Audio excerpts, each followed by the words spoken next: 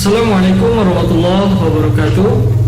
Alhamdulillah wassalatu wassalamu ala rasulillah. Amma ba'd. Membahas mengenai remaja.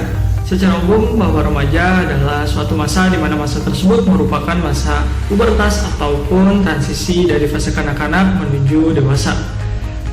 Dan ciri yang paling khas dari fase ini adalah mulai adanya rasa ketertarikan terhadap lawan jenis.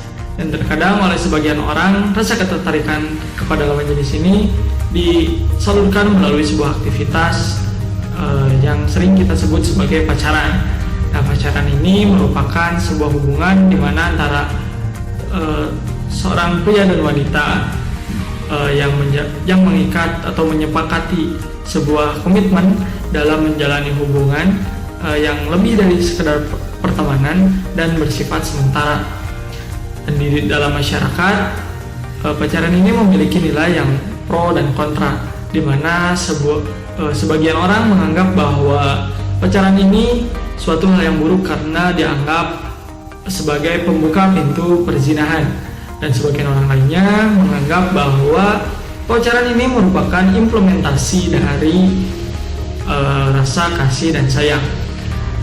Dan yang menarik dari fenomena pacaran ini adalah adanya istilah bucin, di mana bucin ini melekat pada pandangan terhadap seseorang yang sedang dimabuk asmara, yang rela berkorban apapun, bahkan hingga menyakiti dirinya ataupun membahayakan dirinya sendiri, yang seakan-akan diperbudak oleh cinta. Nah, lalu mengapa seseorang dapat menjadi bucin seperti itu? Nah, mengutip dari tulisan Alvin Disha Arinda, salah satu psikolog klinis, yang menyatakan bahwa mekanisme seseorang yang sedang madly in love ataupun dimabuk asmara sama halnya tidak jauh berbeda dengan seseorang yang sedang mengkonsumsi zat adiktif ataupun narkoba, walaupun memiliki perilaku yang berbeda. Nah, sebenarnya tidak ada yang salah ketika kita menjalin hubungan dengan orang lain, ketika perasaan kita berbalas, tidak mengganggu keberfungsian sehari-hari, tidak mengarah kepada kekerasan dalam hubungan ataupun merugikan orang lain, lalu paham akan batasan dan bisa mengontrol terhadap diri sendiri. Dan perlu dipahami bahwa kondisi psikologisnya mirip, tapi yang perlu disadari adalah seberapa intens dan mengganggu perilakunya itu, apakah mengarah kepada obsesif, delusional, ataupun dan lainnya. Dan madly in love ataupun bucin ini memiliki efek bagi pelakunya. Yang pertama itu fokus dan berpikir tentang seseorang yang didambakannya. Nah, ketika perilaku tersebut terus-menerus dan berada pada titik ekstrim, akan menjadi obsesif.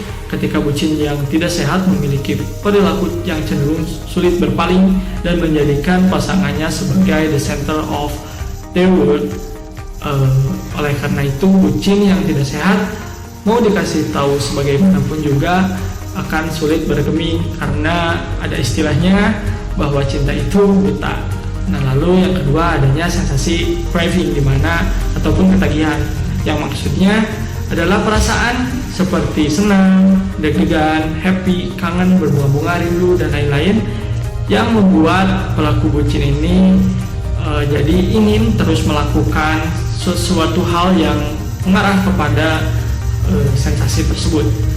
Lalu yang ketiga, berjarak dengan realita, yang maksudnya adalah kecenderungan untuk denial ataupun menafikan dari kenyataan bahwa bucin yang ekstrim juga memiliki kecenderungan untuk sulit berpikir yang realistis dalam hubungannya, bahkan bisa jadi delusional. Nah, lalu yang keempat, memiliki kesamaan dengan zat adiksi. Nah, bucin yang ekstrim juga dapat melakukan hal-hal yang beresiko seperti kejahatan ataupun pembunuhan. Banyak kasus yang sudah terjadi ketika bucin ataupun rasa cinta kepada seorang terlalu fanatik ataupun membutakan diri terhadap orang tersebut. Nah, lalu yang kelima, bucin juga pada umumnya diiringi oleh peningkatan toleransi. Nah, pelaku bucin mampu mentolerir pasangannya biasanya karena takut akan ancaman dan kehilangan. Jadi sebetulnya jatuh cinta memang membuat seseorang ataupun kita merasakan sensasi yang menyenangkan. Namun hanya saja kita sering lupa bahwa kita perlu saling mencintai itu sewajarnya. Itu bukan bucinnya yang berbahaya, tapi ketidakmampuan untuk mengontrol diri sendiri yang bikin kita kehilangan nikmatnya mencintai secara sehat. Oleh karena itu, dalam Islam memandang mengapa hal itu adalah sesuatu yang buruk, karena dengan pacaran berpeluang lebih besar mengarah kepada tindakan zina, sebagai firman Allah yang dinyatakan pada surat Al-Isra ayat 32 yang berbunyi, A'udzubillahi minasyaitonir rajim, wala taqrabuz zina innahu kana fahisha wa sa'a sabila, yang artinya, dan janganlah kamu mendekati zina, sesungguhnya zina itu adalah suatu perbuatan yang keji dan suatu jalan yang buruk. Dan pada dasarnya cinta itu adalah anugerah yang telah diberi oleh Allah Subhanahu wa taala kepada setiap orang, dan sesuatu yang lazim yang dimiliki oleh setiap orang. Tinggal bagaimana kita mengarahkan rasa cinta tersebut dengan melakukan hal yang jauh lebih baik tanpa merendahkan diri kepada orang lain, apalagi kepada orang yang belum tentu menjadi milik kita. Dan masih banyak yang perlu kita raih di masa muda, di masa remaja ini, bukan hanya sekedar kata cinta. Tak perlu khawatir bagi orang-orang yang merasa kekhawatiran akan pasangan di masa depannya seperti apa, ataupun takut kehilangan pasangan yang sekarang, karena pada dasarnya Allah telah berjanji pada firman-Nya yang berbunyi, wa khalaqnakum azwajan, dan Allah menciptakan semuanya berpasang-pasangan. Oleh karena itu, untuk yang masih sendiri nggak perlu khawatir, karena kesendirian bukanlah merupakan sebuah masalah, tapi itulah cara Allah menyayangi kita agar tidak terjebak dalam cinta yang salah. Karena cinta itu harus menyatakan agar dapat menyatukan, dan terkadang cinta tanpa tekad itu hanya sebuah hayalan, dan tekad tanpa cinta adalah sebuah kebrutalan. Maka dari itu diperlukan niat dan tekad untuk mencapai kata akan. Nah, karena itu cinta tidak hanya sebatas menanggalkan, namun juga harus mampu menunggalkan dengan prinsip bertuhan agar dapat bertahan, dan selebihnya jangan pernah untuk meninggalkan. Sekian dan terima kasih. Wassalamualaikum warahmatullahi wabarakatuh.